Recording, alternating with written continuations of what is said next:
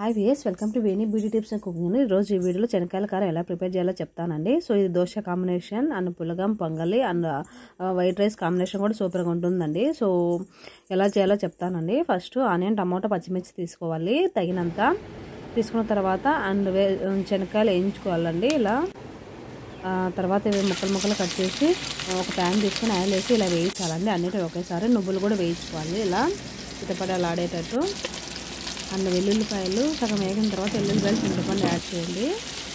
So మరీ ఎక్కువ వేయించొద్దండి, చేదు వస్తుంది. సో దూరగా వేయించండి, ఇంకా తక్కువ వేయించండి.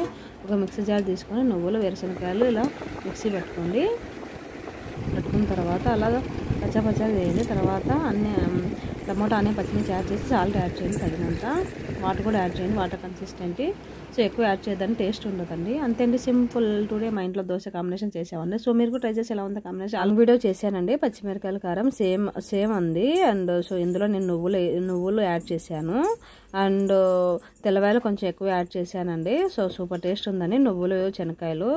సో మీరు కూడా ట్రై చేసి ఎలా ఉంది నాకు కామెంట్ చేయండి. And please one more request, please watch it more videos on my channel ముగ్గులు beauty tips cooking. And so please